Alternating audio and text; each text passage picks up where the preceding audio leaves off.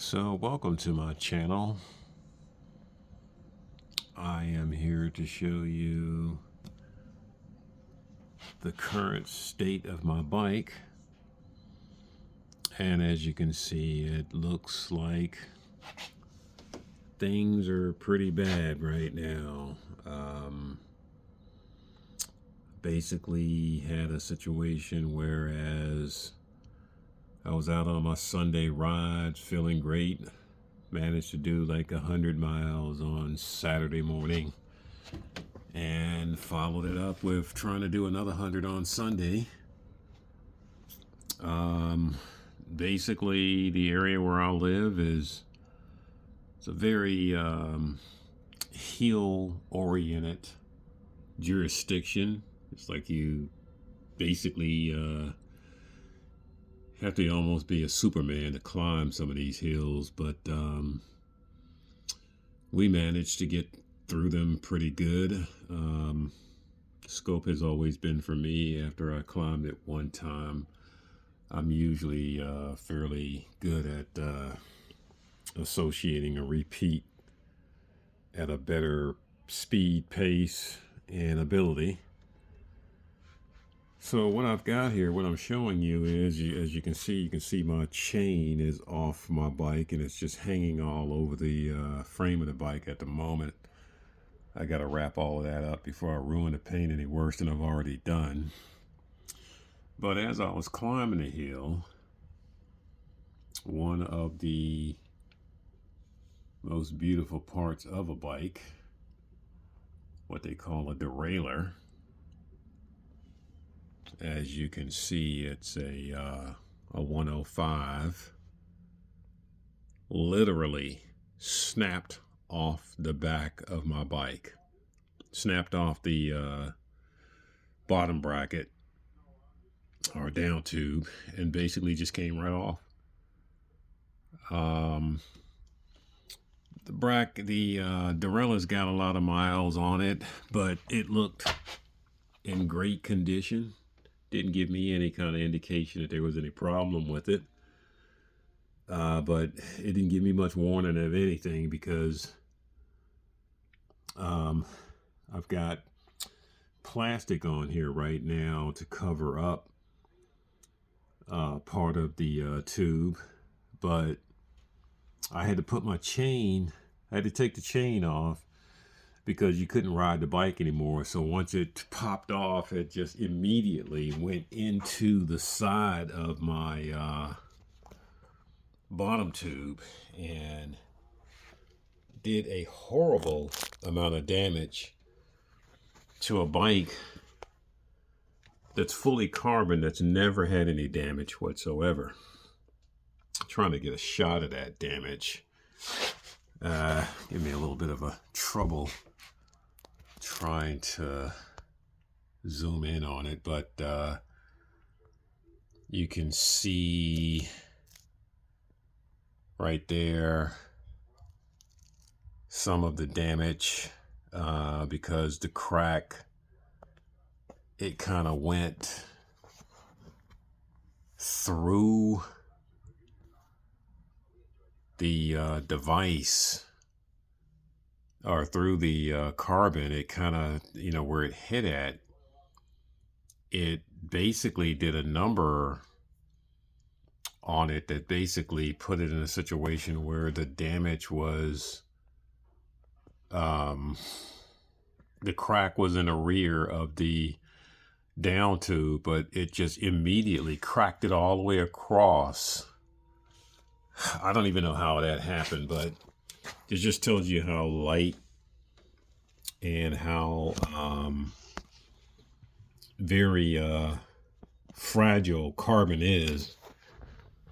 But I'm trying to get a clear shot of the damaged spot, and as you can see,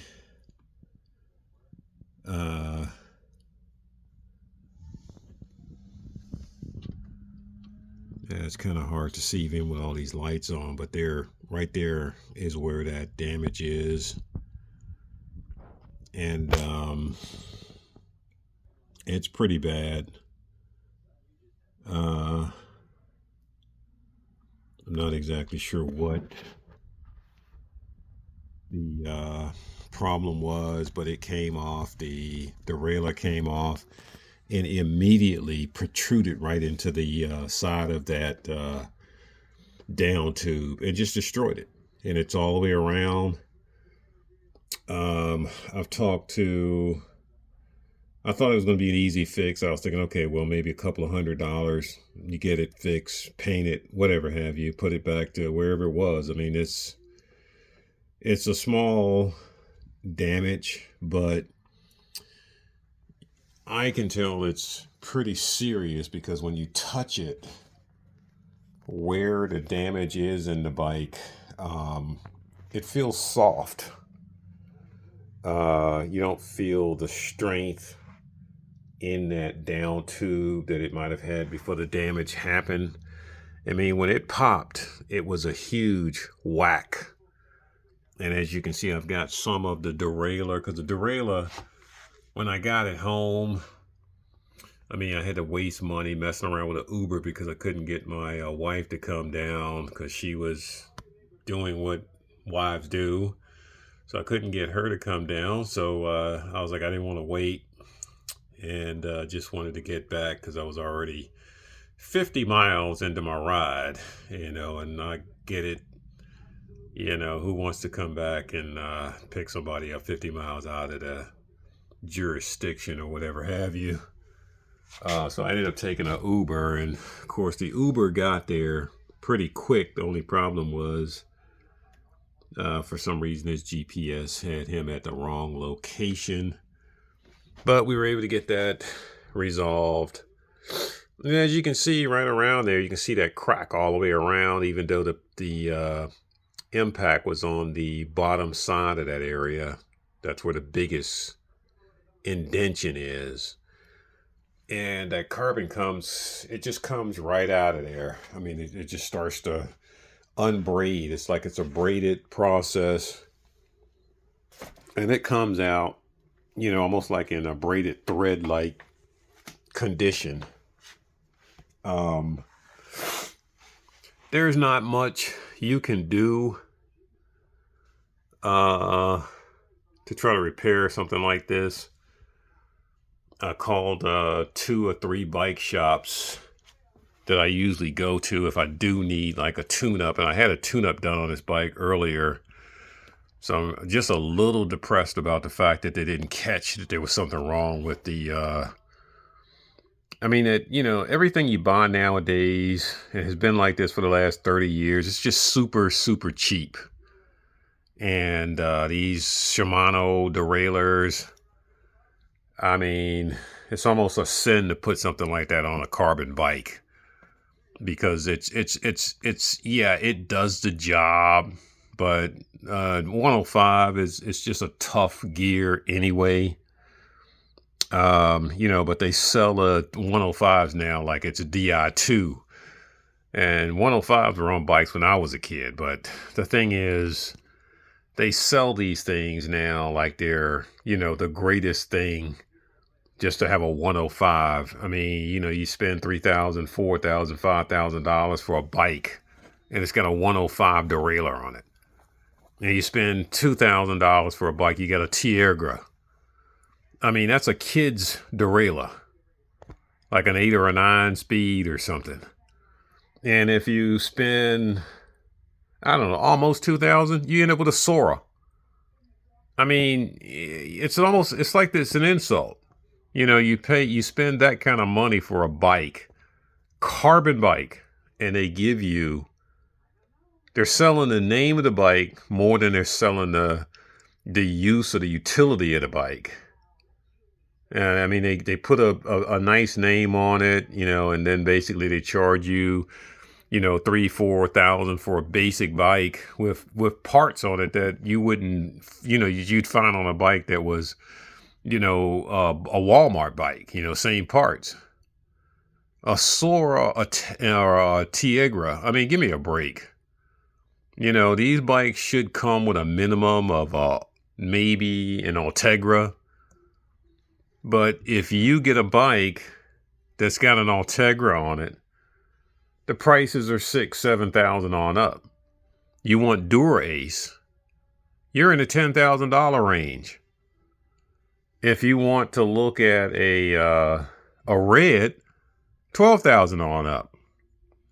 But the thing is, if you've ever ridden these bikes, you won't really tell a whole lot of difference. You know, the difference is the price that you paid for it. So who wins in that situation? So my thing was, I was like, this is not good because I'm almost a daily rider. I might take a day here, day there for body repair or whatever, recovery. So I got to tell you, when this thing blew, I panicked because I was like, oh my God, what am I going to do now? I don't have a bike. I don't have any kind of bike. I don't have a second bike. So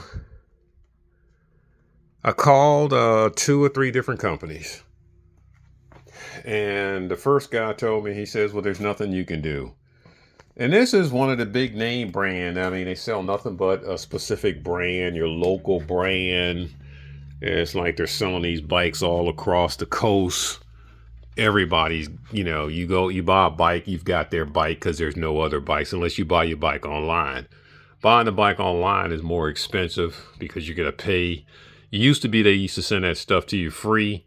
Now they're charging you like $300 to $500 just to deliver the bike. And then you got to pay somebody to get it put together unless you can do it yourself.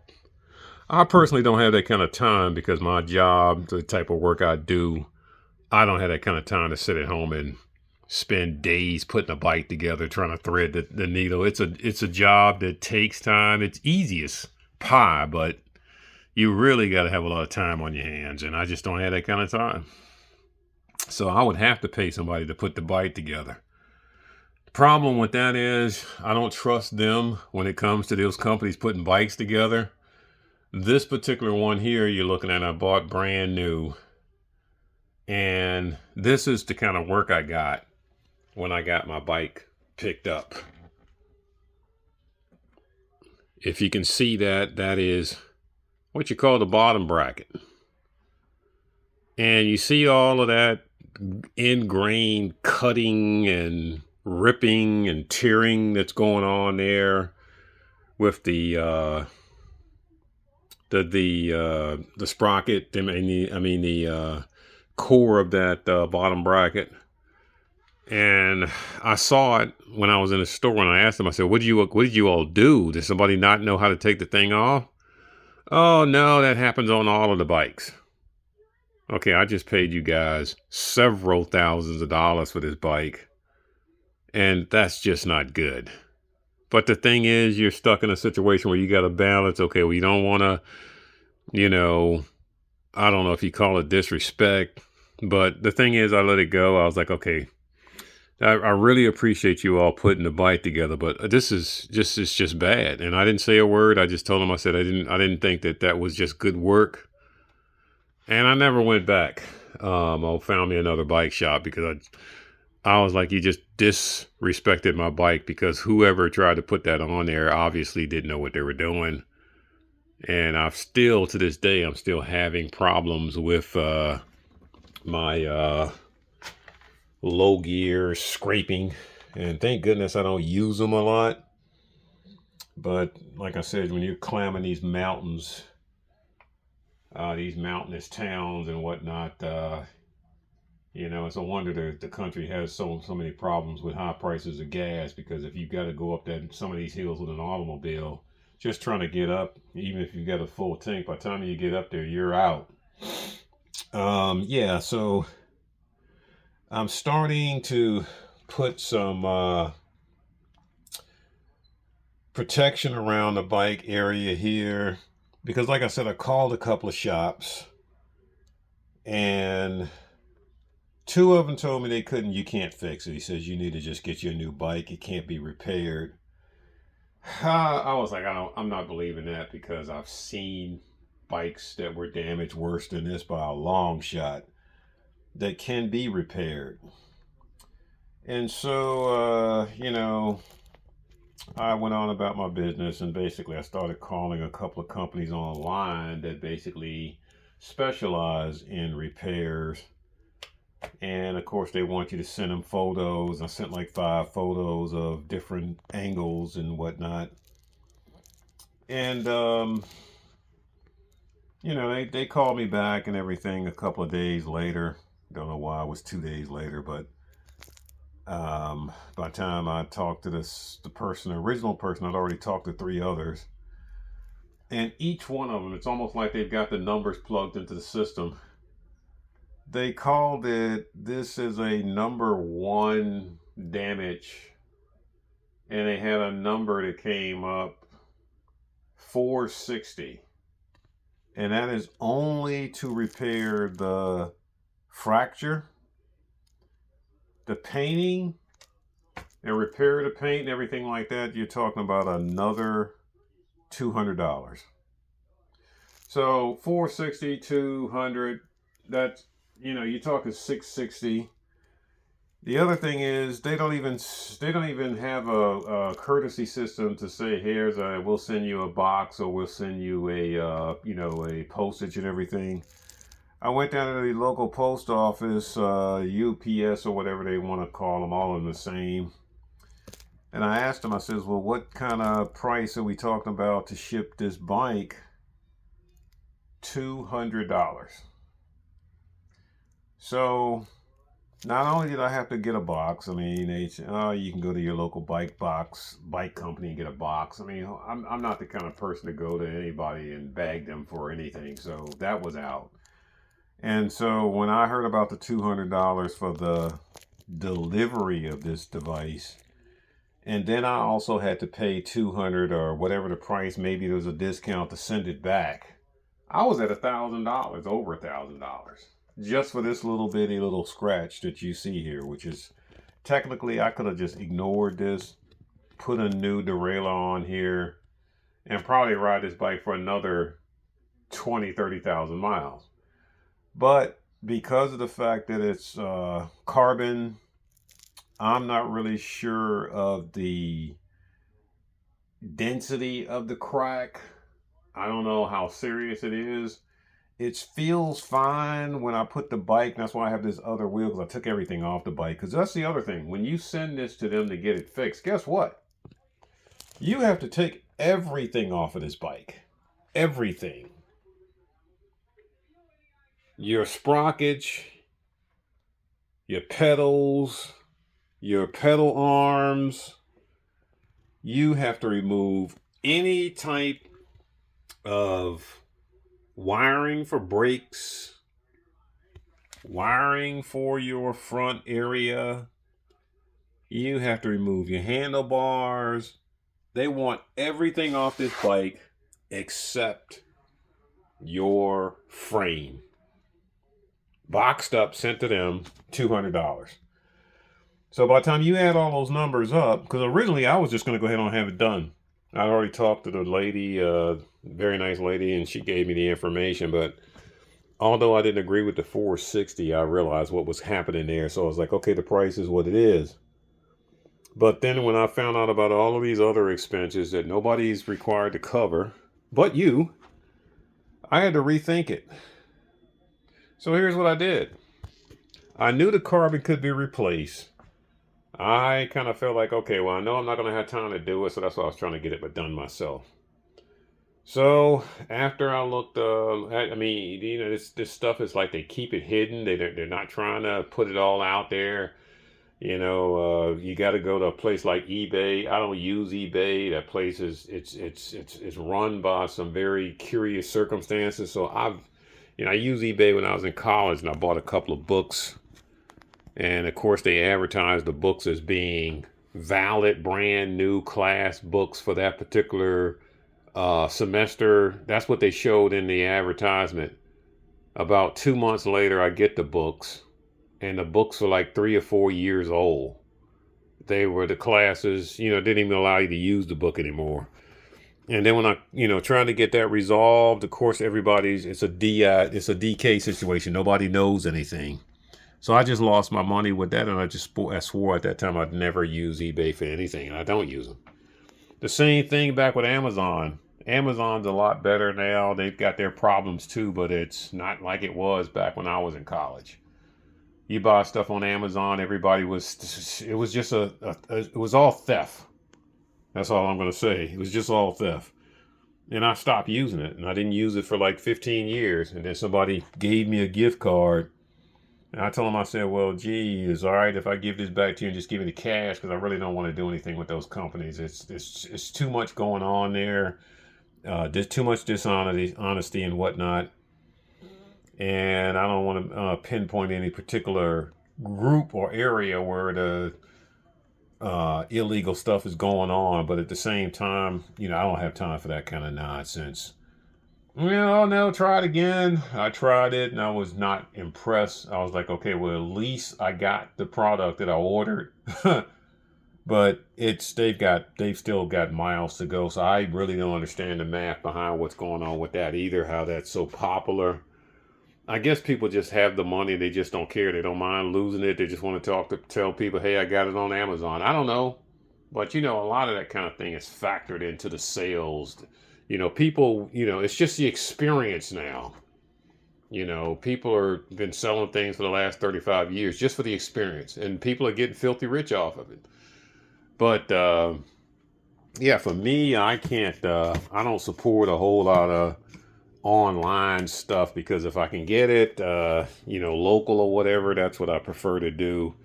But yeah, to take all of these supplies and whatnot off of this bike, that's a lot of time. The wiring, you got to take it off, then you got to turn around. You got to either put it back in yourself if you know how to do it, or pay somebody. So you're talking about another $300 or $400 just to have that done. So by the time I added it all up, I said, okay, well, geez, that's a down payment for a new bike. And if I go low, although I won't get a Di2, I won't get an Integra, I'll barely get a 105.